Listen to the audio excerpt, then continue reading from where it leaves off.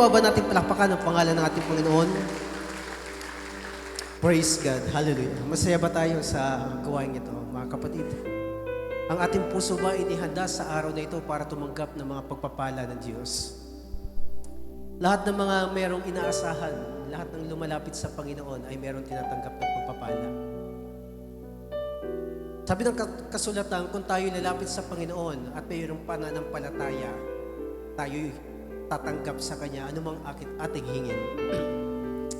At kung ang taong ito ay naging pagpapala sa ating mga buhay, matatapos ang fellowship 2 araw, na bakit hindi natin ibigay ang lakas na meron tayo, tinig na meron tayo para sa Panginoon sapagkat siya ay nagkakaloob ng mabubuting bagay. At lahat ng mga bagay na ating tinatamo ay provided ng Diyos at walang bagay na hindi ipapahintulot ng Diyos o gagawin ng Diyos para sa kanyang mga anak. Asahan natin mga kapatid na sa huli mga araw na ito ay patuloy na gagawa ang Diyos sa ating mga buhay. Merong pagdalaw ang Diyos sa bawat individual at ating asahan ng bagay na ito. At sa oras na ito ay saglit tayo yumuko at manalangin, magpasalamat sa Panginoon. Mahabagin Diyos na dakila, Diyos ni Abraham, ni Isaac at ni Jacob. Kami ay nagpapasalamat sa dakilang pribilehyo na iyong ipinagkaloob sa bawat isa.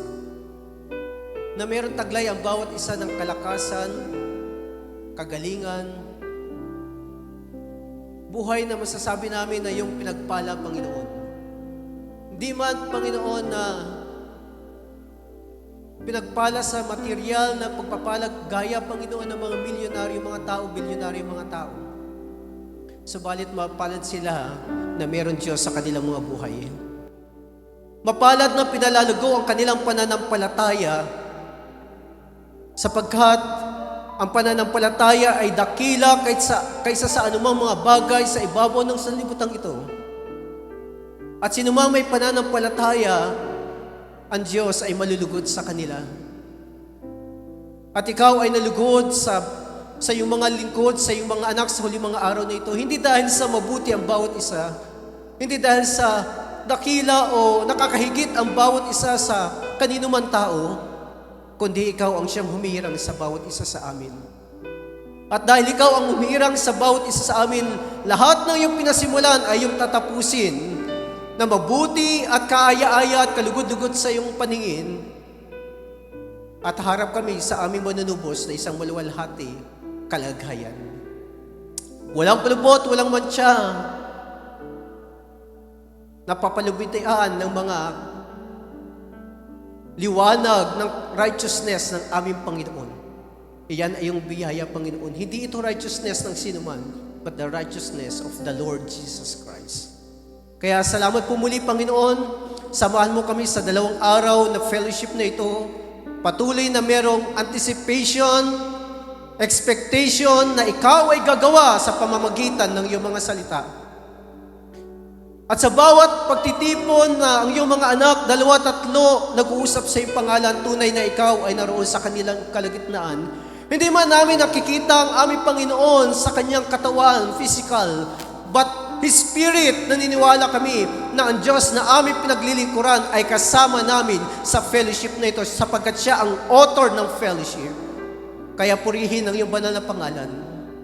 Lord, pagpalain mo ang aming pag-usapan sa umagang ito. Maging pagpapala sa buhay ng iyong mga anak, sa pakinig ng iyong mga anak.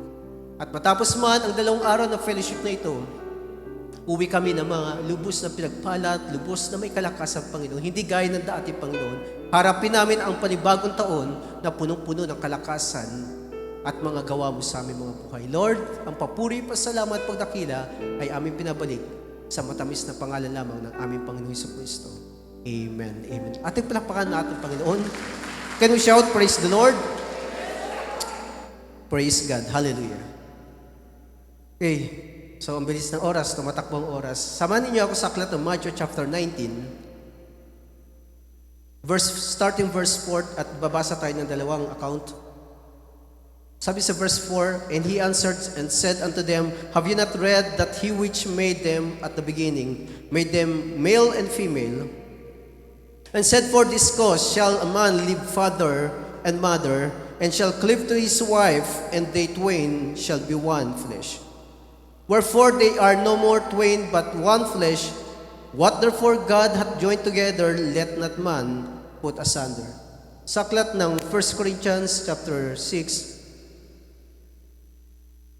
verse 16, What? Know you not that he which is joined to an harlot is one body? For two saith, he shall be one flesh. But he that is joined unto the Lord is one spirit. Ang Diyos magpala sa ating binasa. Tayo makupo sa umagang ito. Praise God. Hallelujah. Binabati ko kayo ng isang mapagpalang umaga sa pangalan ng Panginoon. At matatapos na naman ang taon ng 2025 at harap tayo sa panibagong taon na tinapos ng Panginoon ang gawa niya sa ating buhay sa taong nagdaan at harap tayo sa taong darating na patuloy pa rin ang Diyos ang gagawa sa ating mga buhay. Ang ating team sa joint fellowship na ito ay the invisible union of the bride of Christ. Merong invisible union na magaganap sa huli mga araw na ito. The invisible union ay hindi ito samahan o kilusan ng malalaking organisasyon. So, pag-usapan natin mula sa mga text na ating binasa ay ang paksang end time unification. Pagsasama-sama sa huli mga araw. Naniniwala ba kayo mga kapatid na merong magsasama, mag-unite sa huli mga araw na ito, sa huling pagkilos ng Panginoon, paggawa ng Panginoon, sa pagtatapos ng panahon, ay merong pagsasama-samang magaganap sa huli mga araw na ito. Hindi lamang ito tumutukoy sa bride, kundi sa lahat ng bagay ay magkakaroon ng pagsasama, pag-unite. Sabi ng ating kapatid, Brother Branham, makikita nyo sa huli mga araw, magsasama-sama ang lahat ng mga bagay, mag-unite. Pero ang pinakamaganda, mga kapatid, na magkaroon ng isang pag-unite, unity ng isang bagay na ang bride ang magiging subject, pangunahin ang bride. Excited na ba kayo dyan, mga kapatid? Magkakaroon ng unity saan man, sa iba't ibang dako magkakaroon ng unity. Hindi man magkaroon ng physical fellowship, literal na fellowship, kagaya nito, mga kapatid. But in spirit, they are one. They are united in the spirit by the word of truth. Well, sa ganang akin, mga kapatid, mas nanaisin ko na makipag-unite sa spirit, sa espiritu ng Diyos. Alam ba natin kung paano makipag-unite sa espiritu, magkaroon ng union sa spirit?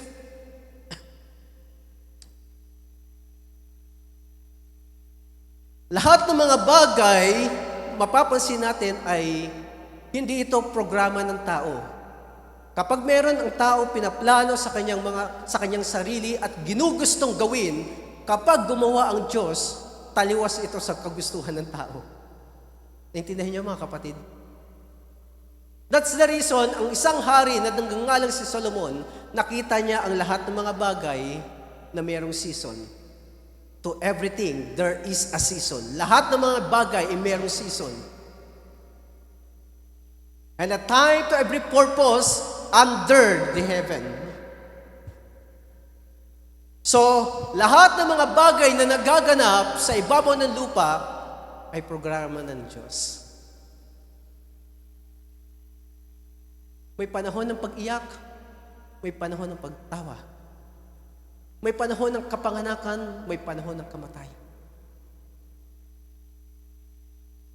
Pero sabi roon, He made all things. He made everything. He made all things beautiful in His time. Mabuti ba na magkaroon ng araw ng kamatayan? Mabuti na mayroong may panganak, masaya tayo. Mabuti na mayroong nagsasama-sama, masaya tayo. Paano naman kung panahon ay hindi mainam sa atin? Masaya ba tayo? But sabi ng kasulatan, He made all things beautiful in His time. Hindi natin alam. Sabi ni Juan, Dahil ang paksa natin is end-time unification, the invisible union of the bride of Christ.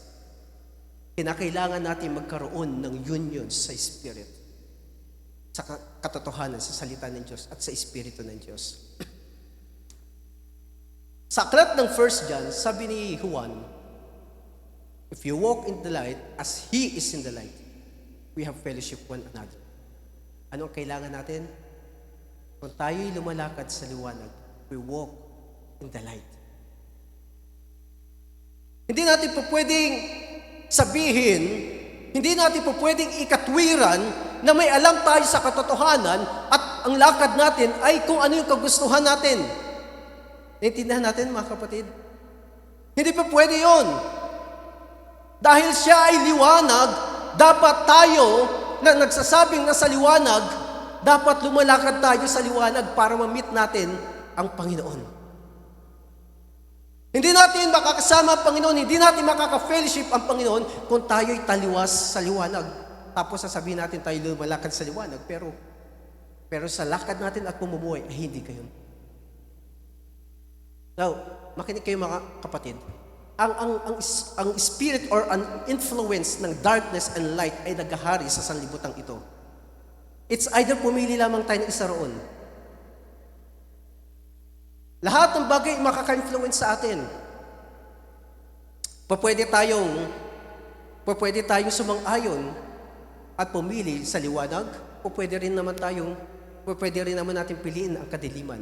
But it's our choice. Ayun yung naririnig natin, di ba? But it's our choice. Pagpili ito ng bawat isa. Pero alam niyo ba mga kapatid, ito ang napakaganda. Hindi basta makakapili ang isang tao ng basta-basta lamang. Ang pagpili ng ginagawa ng tao ay dahil meron siyang connection roon. Makinig kayo mabuti mga kapatid. Kung ikaw ay sa kadiliman, of course, ang pipiliin mo, yung darkness. Pero kung ikaw ay sa liwanag, ang pipiliin mo, liwanag. Sabi ng iba, meron tayong kapangyarihan pumili sa anumang bagay na ating gugustuhin. Totoo yun. Pero kung meron kang common sa isang bagay, dahil meron kang common doon, yun yung pipiliin mo. Hindi ka pipili nang wala kang bahagi sa isang bagay. Kung ikaw ay nagmula sa liwanag, kung ikaw ay anak ng Diyos, pipiliin mo mga bagay na makalangit. Pero kung hindi ka anak ng Diyos, ano yung gagawin mo?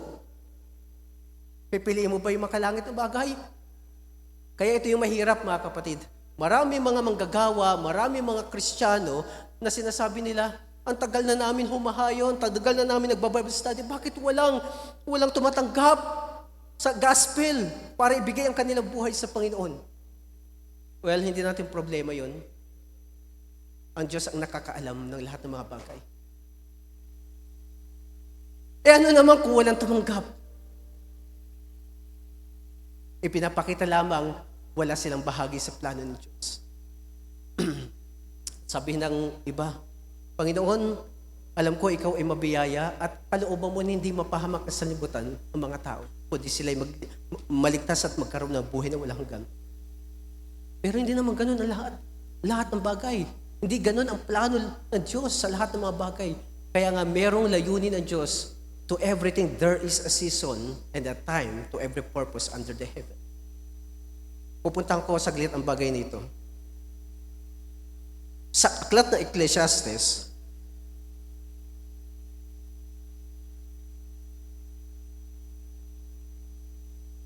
may panahon raw ng kapanganakan at may panahon ng kamatayan. May panahon ng pag-iyak, jump ko na lang silang bahagi, may panahon ng pagtawa. Sa verse 5, panahon ng paghahagis ng mga bato, panahon ng pagpipisa ng mga bato. Panahon ng pagyakap at panahon ng pagpipigil ng pagyakap, panahon ng paghanap at panahon ng pagkawala, panahon ng pag-iingat at panahon ng pagtatapon. Sa verse 8, panahon ng pag-ibig at panahon ng pagtatanim, panahon ng digma at panahon ng kapayapaan. Well, Panginoon, ang alam ko, ikaw ay Diyos ng kapayapaan. Alam niyo ba, ang kaisipang tama, ang kaisipang makataong tama, ay nakakahadlang sa layunin ng Diyos. Makinig kayo mga kapatid. Ang kaisipang tama ng makataong kaisipan ay nakakahadlang sa kalooban ng Diyos sa ating mga buhay. Let's say, bibigyan ko kayo ng example. si Jesus ay nagalit sa templo. Pinagbubuwal ang mga mesa, mga kalapate ay, mga paninda ay pinagtutumba. Ang kaisipang tama ng mga tao, sabi Panginoon, sabi mo ikaw ay anak ng Diyos, ikaw ang Kristo, bakit mo ginawa yan? Tama ba yon? Yung reasoning natin? Hindi ba pwede ikaw ay mangusap na lamang na mahinhin para maunawa namin? Di ba? Nang sabi ni Jesus kay Peter, Satanas, tisod ka, lumagay ka sa kalikuran. Pwede sabihin ng mga alagad, grabe magsalita ang Mesayang ito. Sumusunod tayo sa kanya, pero bakit ganun siya magwika? Hindi niya ba alam? Hindi pare-parehas ang kalagayan ng puso ng mga tao. Merong mga balat sibuyas. Merong madaling masaktan. Well, ang isang katotohanan mga kapatid, hindi ang kaisipan ng Panginoon ay hindi after sa lahat ng mga tao. Kung bakit naparito ang ating Panginoon ay para sa kanyang iglesia, sa kanyang mga anak sa bayang Israel. Ang purpose, ang layunin ng Diyos kung bakit sinugo ang kanyang anak ay para kunin ang mga nawawala, anak ni Israel. At para tawagin ang mga nobya sa huli mga araw na ito. Sabi ng mga alagad, kung idadramatize natin, sabi ng Panginoon, 12 ko kayo pinili at isa sa inyo ang diablo. Sabi, grabe naman ito. Grabe yung Jesus natin sinusunod. Sumusunod tayo pero ganyan ang kanyang mga salita, mabibigat ang kanyang mga salita. Nakita ninyo?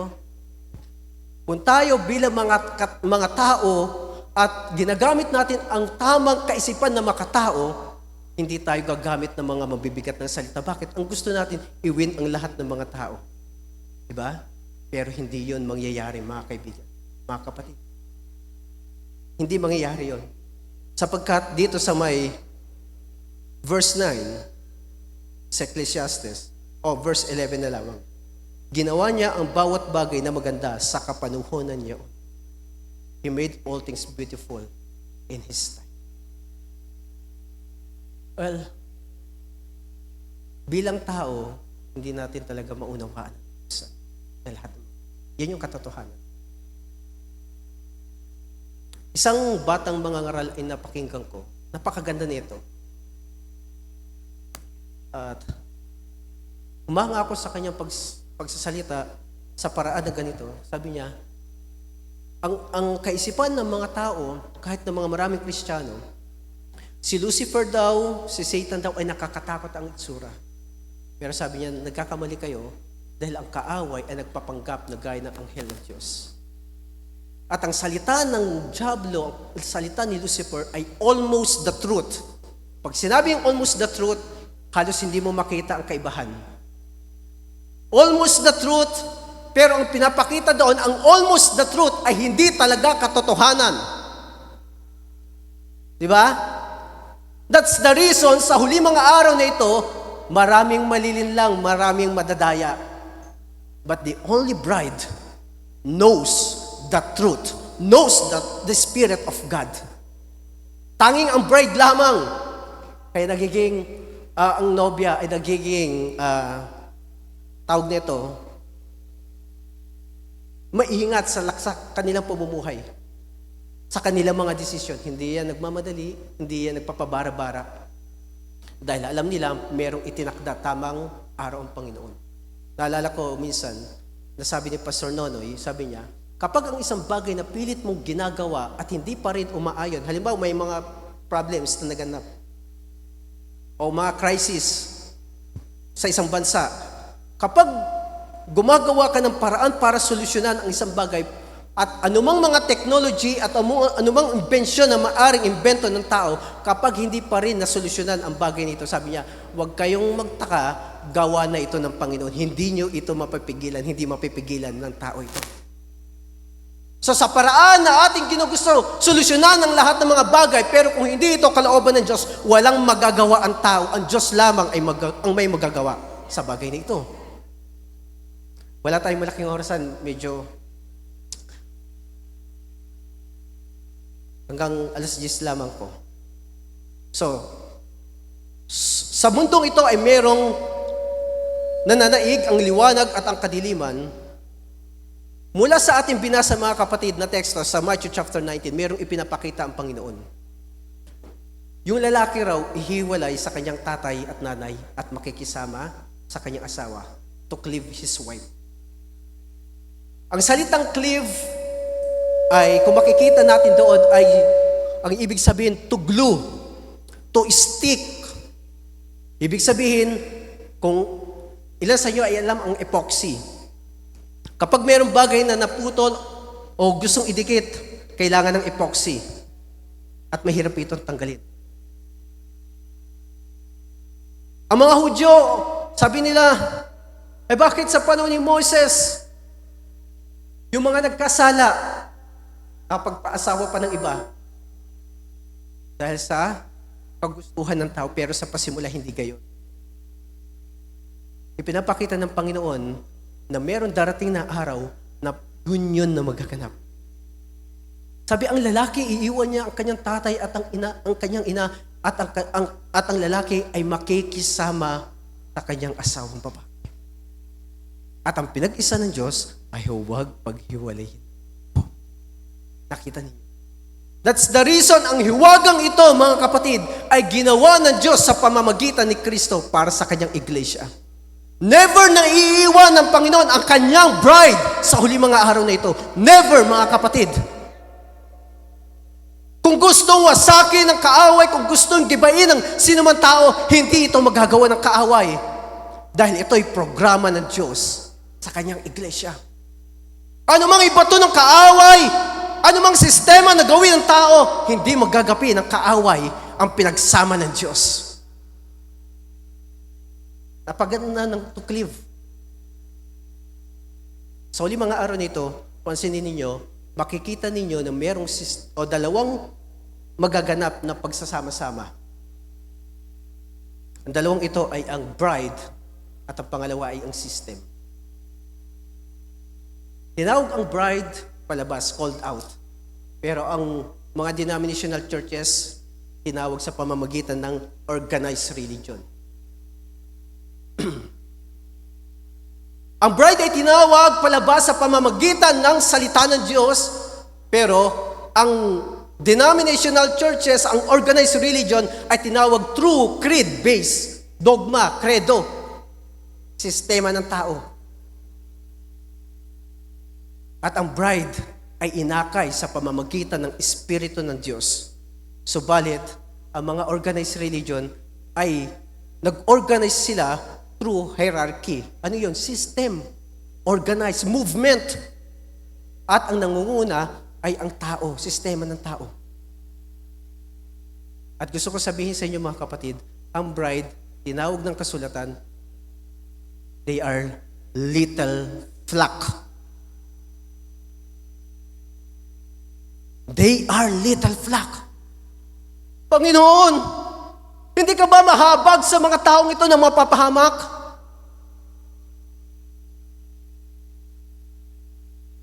Ganyan ang concern natin sa mga tao. Panginoon, ang nanay ko, ang tatay ko, hindi pa naboborn again, hindi pa tumatanggap sa Panginoon. Alam ko ikaw ay Diyos na mahabagin. Pero ang denomination, ang system, is a huge group, malaking grupo. Kaya makikita ninyo, mga kapatid, sa huli mga araw na ito, ang kilusan sistema na mangyayari sa bawat dako. That's the reason na manawagan ang Papa ng iba't iba man ang relihiyon natin, ito ay path, ito ay daan patungo sa isang Diyos. Iba man ang relihiyon natin, patungo raw sa isang Diyos. Makaka-agree ba kayo, mga kapatid? Kung ganon, huwag na tayong umalis sa mga dati nating relihiyon. Di ba? Kung tayo Catholic, mamuhay na lang tayo bilang Catholic. Kung tayo Baptist, mamuhay tayo na bilang Baptist. Kung tayo mga Pentecostal, mamuhay tayo ng bilang Pentecostal. But tinawag ang bride through the Word of God. By leading of the Holy Spirit.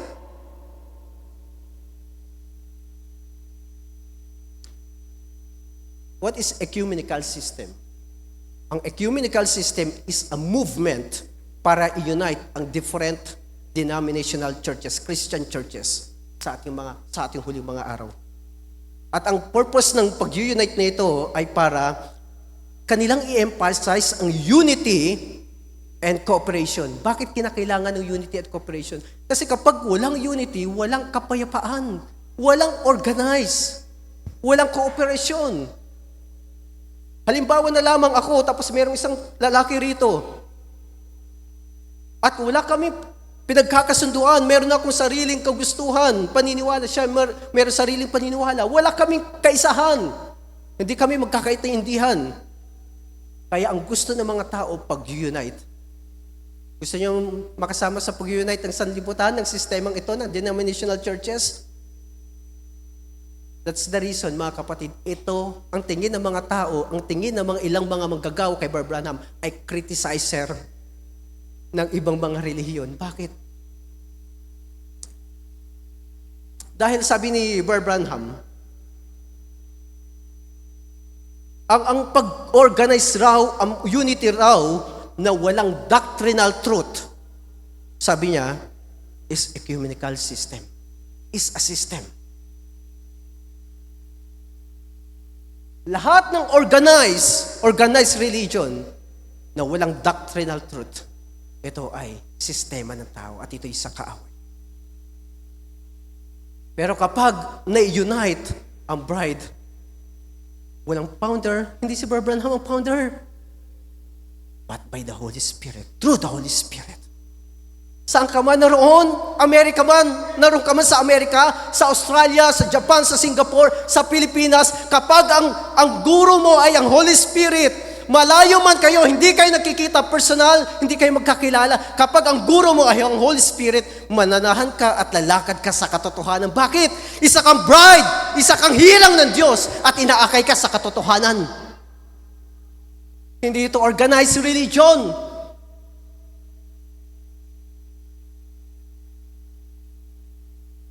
Magaganap ang interdenominational federation. What is interdenominational federation? Interdenominational ay pagsasama-sama ng mga churches, Baptist,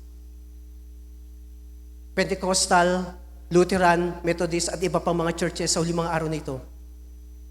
That's the reason na manawagan ng Papa, sabi nila, I think isa sa founder sa Amerika, si Kenneth Copeland, isa ilan sa inyo nakakakilala. Sabi niya, totoo na ang mga maling paghakbang daw yung mga reformer dati. Kailangan daw tayo bumalik na. Totoong nasa sulat, sabi ni Brother Branham, makikita ninyo one of these days, ang mga anak ay babalik sa kanilang nanay. Bakit? Galing sila roon. Marami, makikita ninyo. Saan man kayong dago pumunta, magsasama-sama ang mga denominational churches, ang mga grupo mag-unite.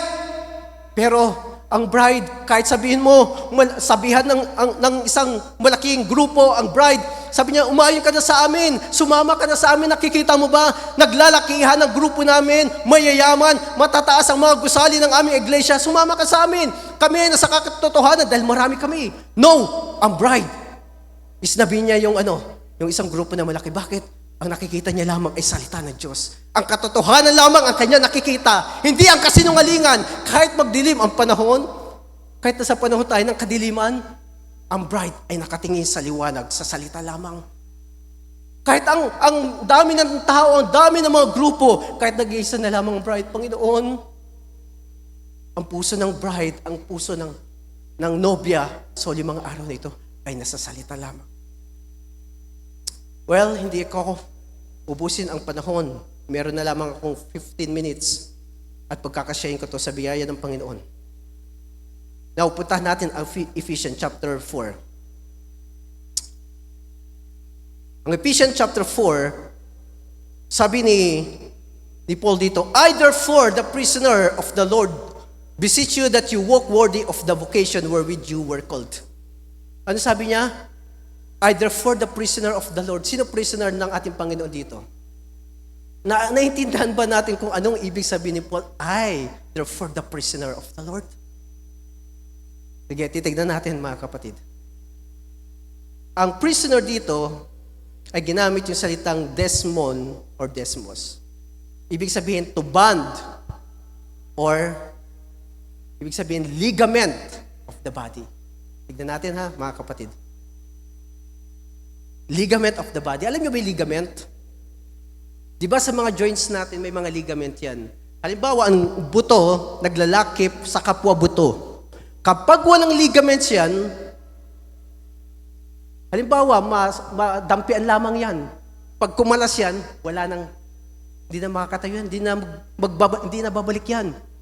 Kaya may ligament ang mga tao, ang mga buto, para maglakip uli yan. Tignan ninyo, kapag nagkakaroon ng pilay o pagbali, di ba, na didislocate, para siyang goma na parang gumaganon. Alam niyo? Tapos kapag hinihilot yan at gustong ibalik, para yung naglalak ulit. Dahil yun sa ligament na kumukonekta sa mga buto. Sabi ni Paul, I therefore, a prisoner of Christ. Now, ang address ni Pablo rito ay patungkol sa body of Christ, sa church, sa iglesia ng Panginoon. I therefore, the prisoner of the Lord, beseech you that you walk worthy of the vocation wherewith you called. Kung paano tayo tinawag. Kung si Paul bilang prisoner, as a prisoner, bondage, servant ng Diyos, servant ng Panginoon, ang gawain niya ay para buuin ang iglesia. Tayo rin naman, ang focus natin, ang mindset natin, ang motibo natin, ang purpose ng bawat isa ay buuin ang katawan ni Kristo. Naintindihan niyo ba mga kapatid? Lumakad tayo sa pagkatawag na itinawag sa atin. At sabi niya, with all lowliness and meekness, with long suffering, forbearing one another in love. Now, ulitin ko, ang address na ito ay hindi address sa mga unbeliever. Address ito sa bride ni Kristo. Dahil, maaari ang isip ninyo, bakit may mga nag-scattered, may mga division, may mga nangyaring di maiinam. Ulitin ko, babalik uli ako doon. To everything, there is a season and a time to every purpose under the heaven. Hindi na natin maayos yun.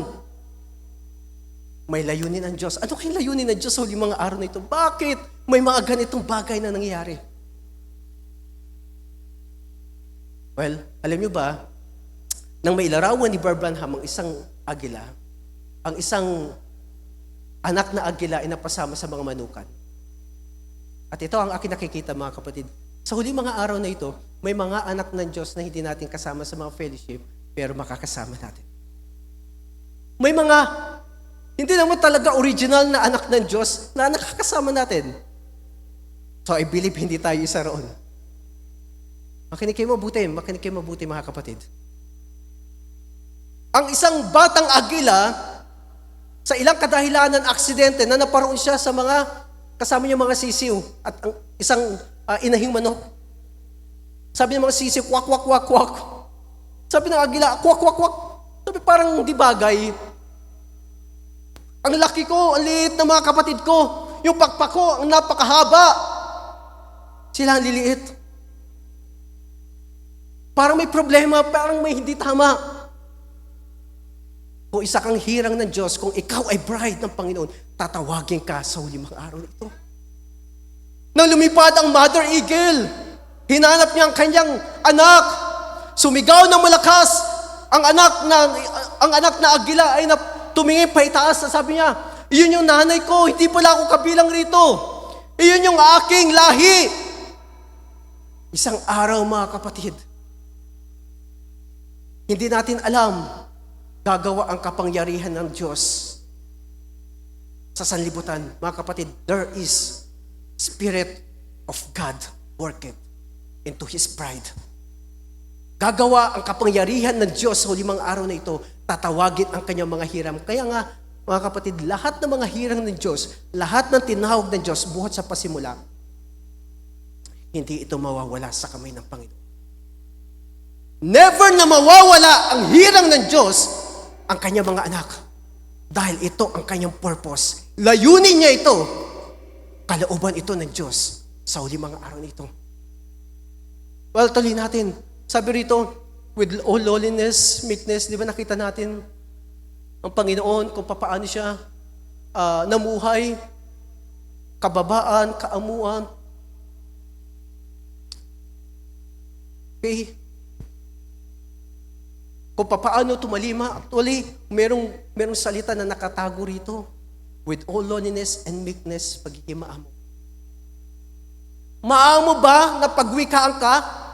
Kayo'y sa inyong amang dyablo. Sige, maamo ba yon?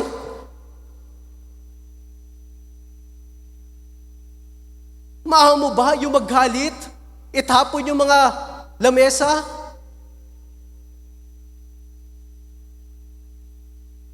Pero ang pagiging maamo ni Jesus, salitang maamo, meekness, may nakatago doong salita.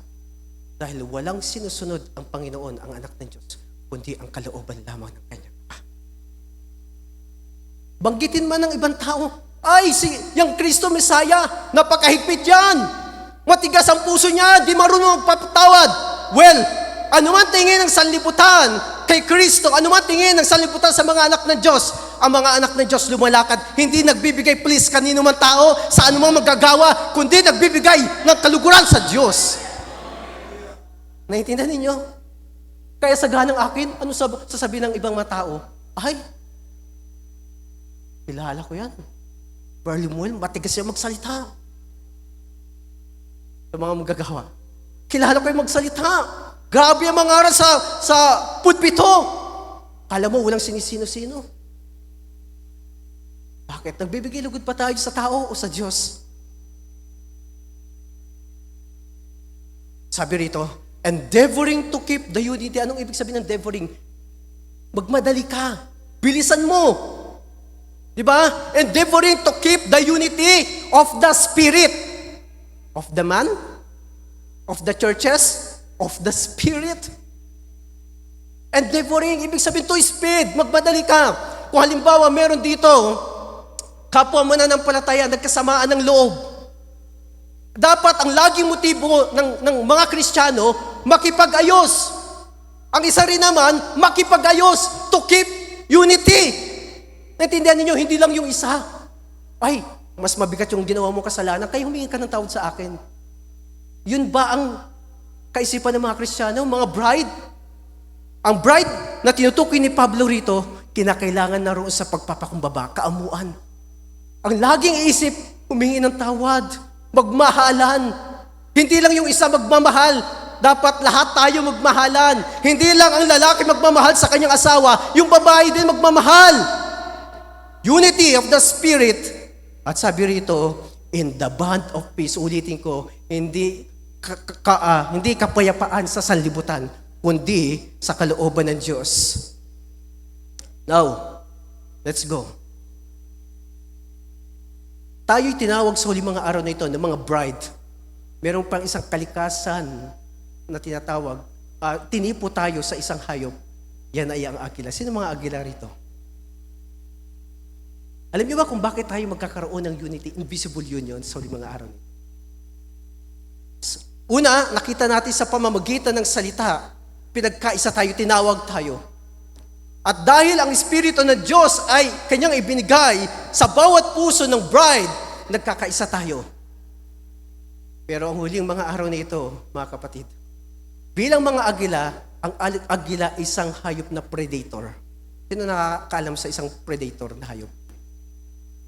Ang isang agila na predator, ayaw nito ng pagkain, nabubulok, inuuod. Ayaw nun. Kasi alam ng agila, kapag kinain niya yon, makaka-apekto sa kanyang kalusugan. Tayo, ang hilig nating bumili ng mga ilang araw ng tawag na ito na sa palengke. Pero alam niyo ba, ang mga tao, ang hinahanap nila mga sariwa, sino gusto ng sariwang gulay? Masarap pag sariwang gulay, sariwang isda, di ba? Mga karne, sariwa. Ang mga agila, ayaw nila yon, yung Yung mga nabubulok, inuuod. Pero papuntahin mo ang uwak, nako, mauuna pa yan. Kaya nga na magpalipad, si Noah ng uhak sa panahon para magmasid kung tuyo na, nakakita ng bangkay, inuuod. Siguro sabi ng uwak, hindi ko na kailangan bumalik. Meron na akong pagkain dito. Sa iglesia may dalawang uri ng ibon. May mga uwak at may mga agila. At ang agila ay ganito ang kanyang katangian. Meron siyang malakas na paningin, matalas na paningin. Kahit gaano pa kalayo yan, alam niya na meron siyang pagkain sariwa. Nakikita niya yung naroon sa dagat na lumalangoy na isda at tsitsempohan niya yan na tatalon. Pag nakita niya, tsitsempohan niya yung agila, bubulusok yan pababa. At pagka dating niya sa may baba, kapit-kapit na ng kanyang mga paa ang kanyang huli. Now, mga kapatid, may mga churches sa huli mga araw na ito, kahit mga end-time message movement. Makinig kayo mga kapatid. May mga end-time movement churches sa huli mga araw na ito, ang kanilang kaisipan ay kagaya ng mga Pharisees, kagaya ng mga uwak. Ano yun? Bumabalik pa rin sila sa dati nilang napakinggan. Kami ay, ang aming Panginoon ay sila Moses. Lingkod kami ni Moises. Diba sabi daw sa taong bulag na pinagaling ng Panginoon? Sabi, lingkod ka ni Kristo, pero kami lingkod ni Moises. Mga denominational churches at mga anti-message movement, sabi nila, ganito si Brother Branham. Si Brother Branham lamang, si Brother Branham lamang. Kaya may mga grupo ngayon na nagbabautismo sa pangalan ni William Branham. Na sa panahon ng gawain ng fellowship, pinapakinggan ang mga tapes ni Brother Branham. No! Hindi nating guro si Brother Branham. Ang guro natin ay ang Holy Spirit. Kaya ang bride, ang nobya sa huli mga araw na ito, ay tinipo siya sa mga agila. Merong matalas na paningin. Bakit? Ang agila, gusto nila ng sariwang pagkain. Mga kapatid, makinig kayo. It's either loobin ng Panginoon sa mga susunod na panahon, magkakaroon ng pagtangis, ng pag-ibig sa revelation, sa bagong pagkain.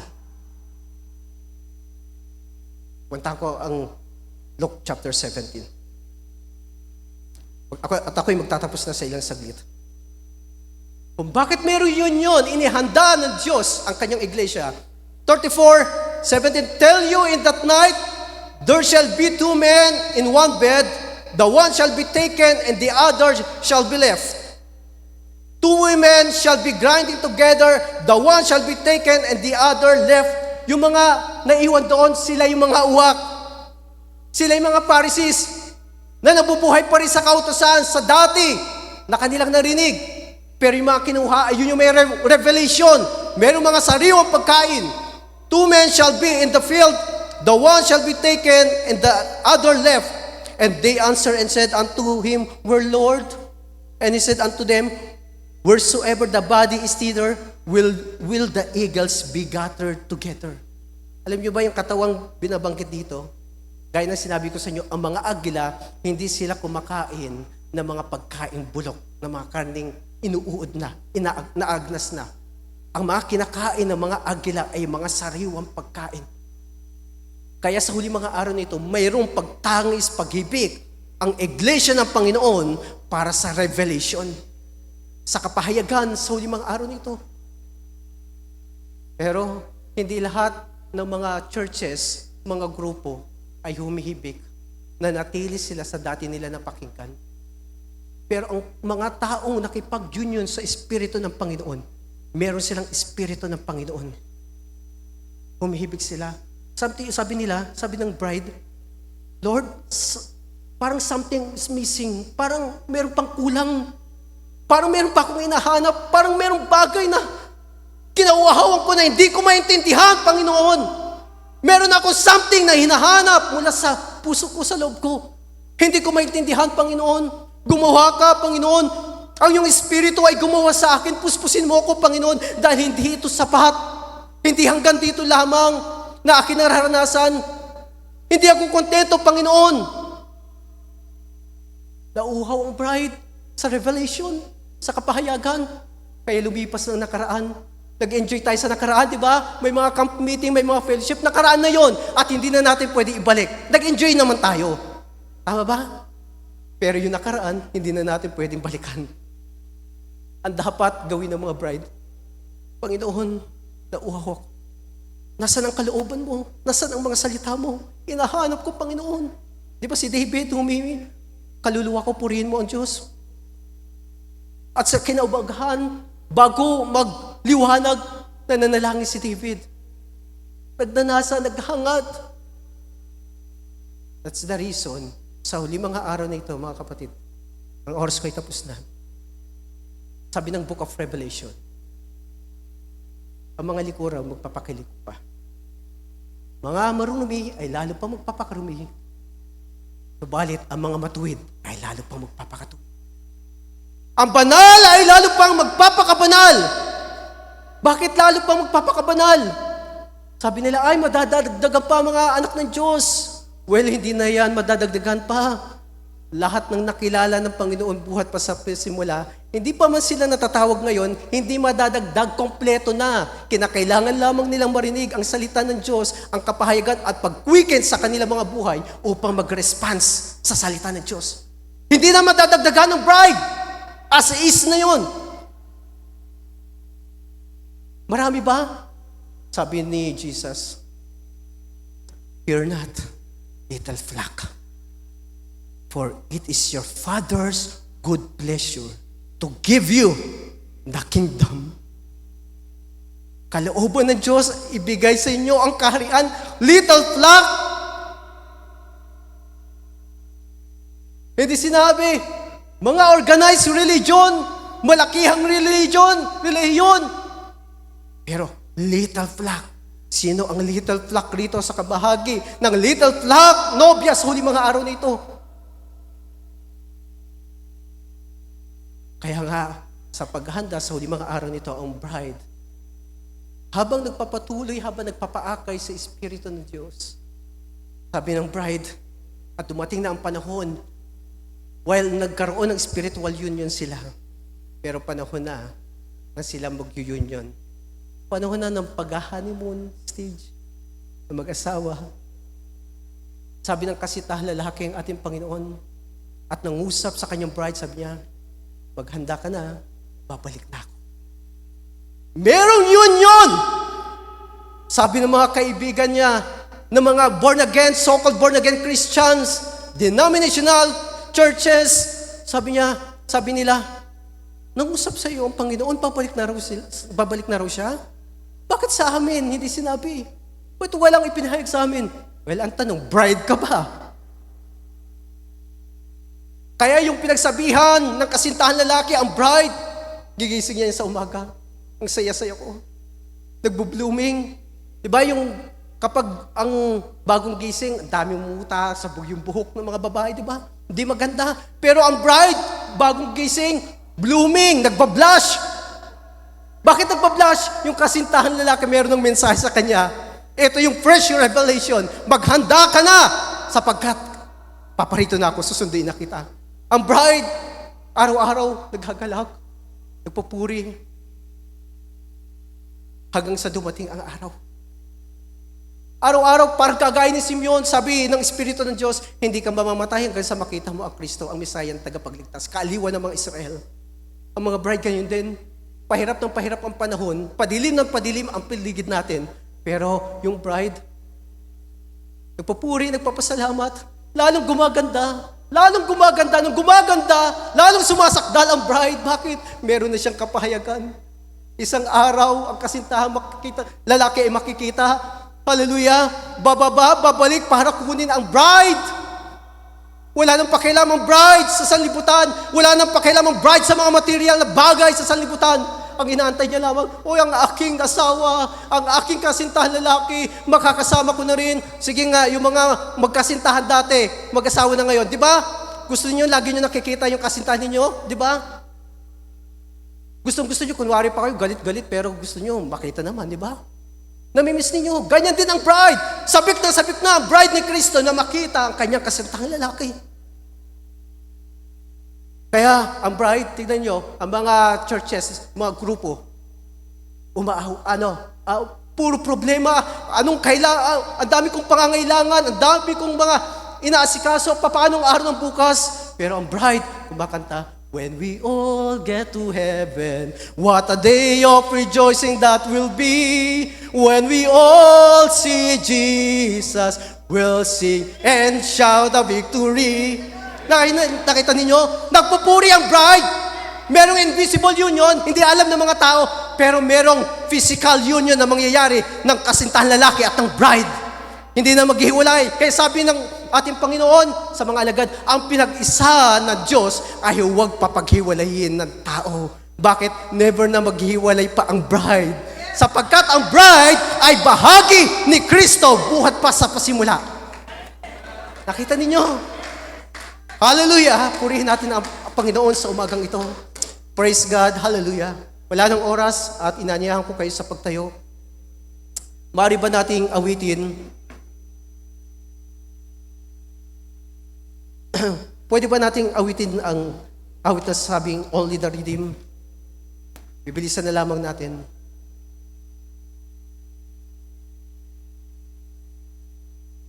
Praise the Lord. Hallelujah. Masaya ba tayo mga kapatid? Kung ang ating kasiyahan ay mga bagay sa sanlibutan ito, well, hindi nakataka-taka kung bakit ang mga tao ay giliw na giliw, aliw na aliw sa mga bagay sa mundo. Pero ang mga bride ni Kristo, giliw na giliw sa mga salita ng Diyos sapagkat ito'y mensahe ng kasintahan lalaki sa babae.